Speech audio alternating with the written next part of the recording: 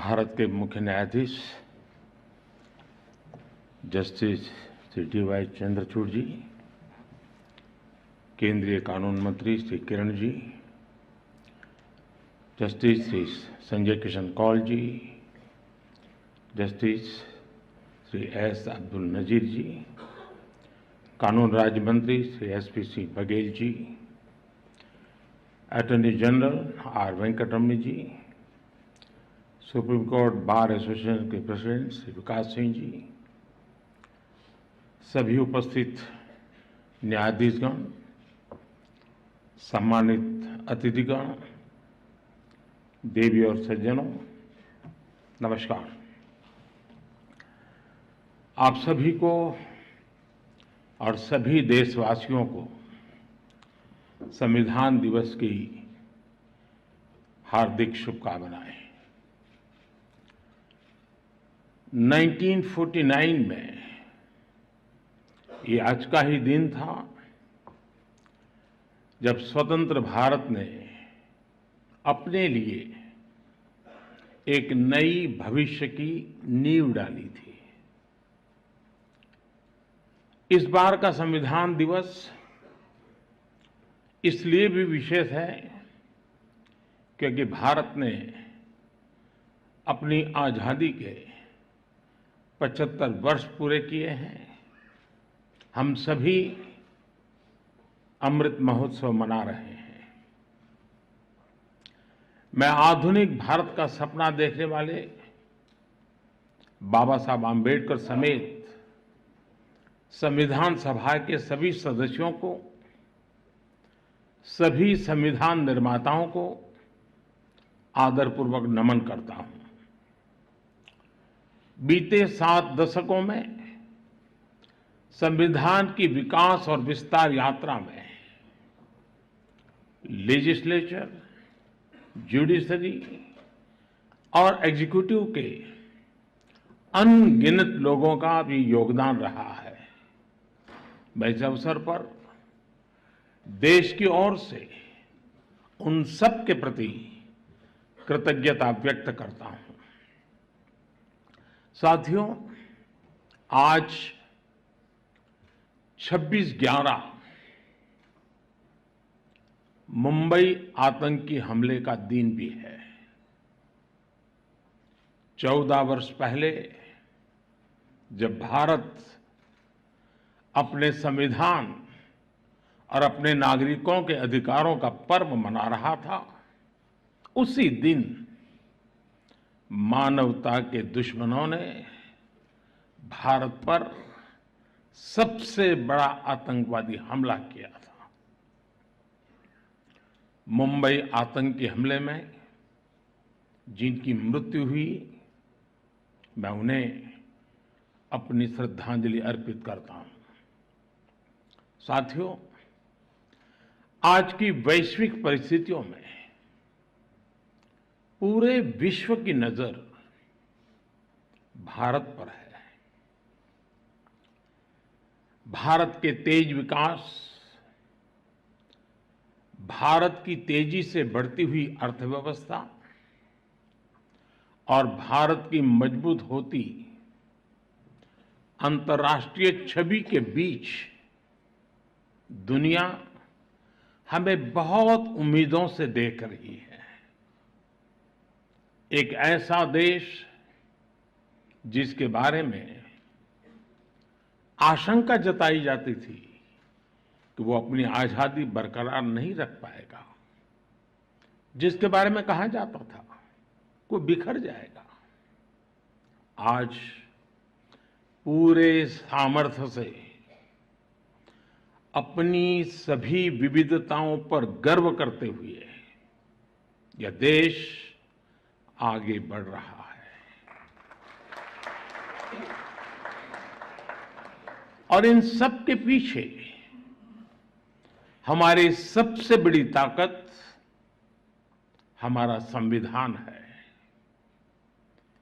हमारे संविधान के प्रेम्बल की शुरुआत में जो वी द पीपल लिखा है, ये सिर्फ 3 शब्द नहीं है। वी द पीपल एक आह्वान है, एक प्रतिज्ञा है, एक विश्वास है। संविधान में लिखी ये भावना उस भारत की मूल भावना है जो दुनिया में लोकतंत्र की जननी रहा है, मदर ऑफ डेमोक्रेसी रहा है।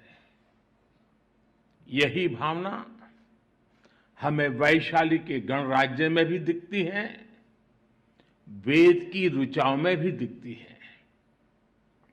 महाभारत में भी कहा गया है, लोकरंजनम एव अत्र राज्ञाः धर्मः सनातनः सत्यस्य रक्षणं चैव व्यवहारस्य चार्जवम्। अर्थात लोक को यानी नागरिकों को सुखी रखना, सच्चाई के साथ खड़े होना और सरल व्यवहार, यही राज्य का व्यवहार होना चाहिए। आधुनिक संदर्भ में भारत के संविधान ने देश की इन सभी सांस्कृतिक और नैतिक भावनाओं को समाहित किया हुआ है। मुझे संतोष है कि आज देश मदर ऑफ डेमोक्रेसी के रूप में अपने इन प्राचीन आदर्शों को और संविधान की भावना को लगातार मजबूत कर रहा है। प्रो पीपल पॉलिसीज की ताकत से आज देश और देश का गरीब, देश की माताएं बहनें, उनका सशक्तिकरण हो रहा है। सामान्य मानवीय के लिए आज कानूनों को सरल बनाया जा रहा है। टाइमली जस्टिस के लिए हमारी जुडिशरी भी लगातार कई सार्थक कदम उठा रही है। आज भी सुप्रीम कोर्ट द्वारा शुरू किए गए ई इनिशिएटिव्स को लॉन्च करने का अवसर मुझे मिला है।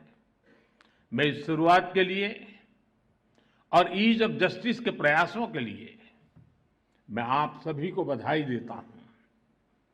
इस बार 15 अगस्त को लाल किले से मैंने कर्तव्यों की बात पर बल दिया था।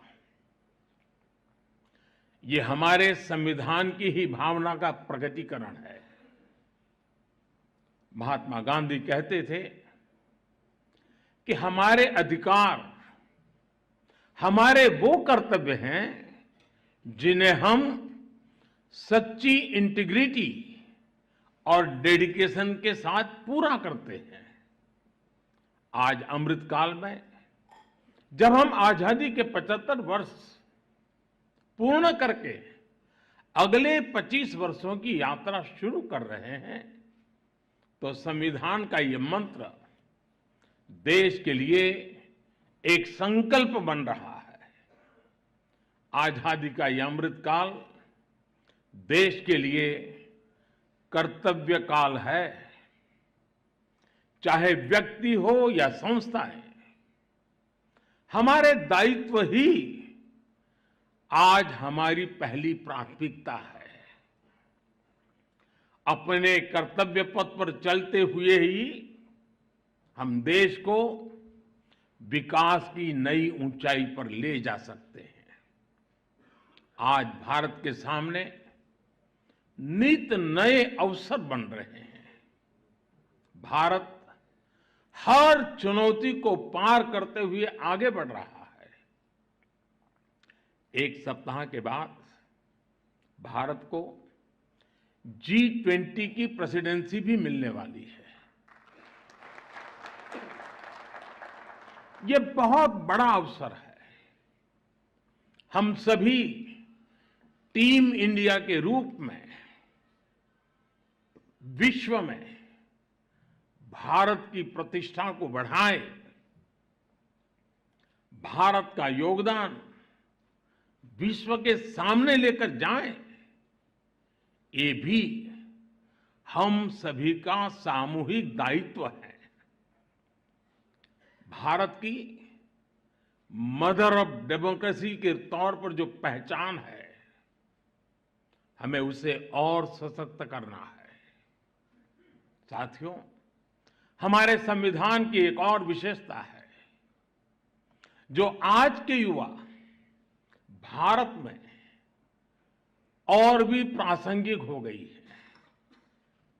हमारे संविधान निर्माताओं ने हमें एक ऐसा संविधान दिया है जो ओपन है, फ्यूचरिस्टिक है और अपने आधुनिक विजन के लिए जाना जाता है। इसलिए स्वाभाविक तौर पर हमारे संविधान की स्पिरिट यूथ सेंट्रिक है। आज स्पोर्ट्स हो या स्टार्टअप्स, इंफॉर्मेशन टेक्नोलॉजी हो या डिजिटल पेमेंट्स, भारत के विकास के हर आयाम में युवा शक्ति अपना परचम लहरा रही है। हमारे संविधान और संस्थाओं के भविष्य की जिम्मेदारी भी हमारे इन युवाओं के कंधों पर ही है। इसलिए आज संविधान दिवस पर मैं सरकार की व्यवस्थाओं से, देश की न्यायपालिका से एक आग्रह भी करूंगा। आज के युवाओं में संविधान को लेकर समझ और बढ़े, इसके लिए ये जरूरी है कि वो संवैधानिक विषयों पर डिबेट्स और डिस्कशंस का हिस्सा बने। जब हमारा संविधान बना तब देश के सामने क्या परिस्थितियां थी, संविधान सभा की बहसों में उस समय क्या हुआ था, हमारे युवाओं को इन सब विषयों की जानकारी होनी चाहिए। इससे उनकी संविधान को लेकर दिलचस्पी और बढ़ेगी। इससे युवाओं में इक्वालिटी और एम्पावरमेंट जैसे विषयों को समझने का विजन पैदा होगा। उदाहरण के तौर पर हमारी संविधान सभा में 15 महिला सदस्य थी और उनमें एक दक्षयानी बेलियाउधन वो महिला थी जो एक प्रकार से वंचित समाज से निकल करके वहां तक पहुंची थी। उन्होंने दलितों, मजदूरों से जुड़े कई विषयों पर महत्वपूर्ण इंटरवेंशंस किए।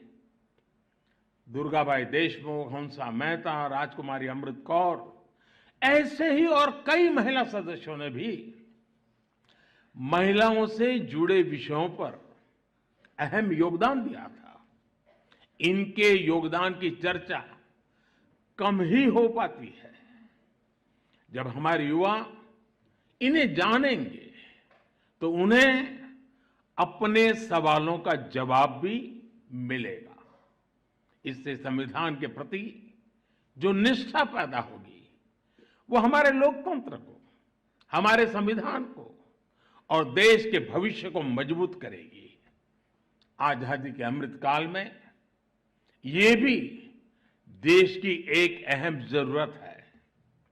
मुझे आशा है संविधान दिवस इस दिशा में हमारे संकल्पों को और अधिक ऊर्जा देगा। इसी विश्वास के साथ आप सभी का बहुत बहुत धन्यवाद।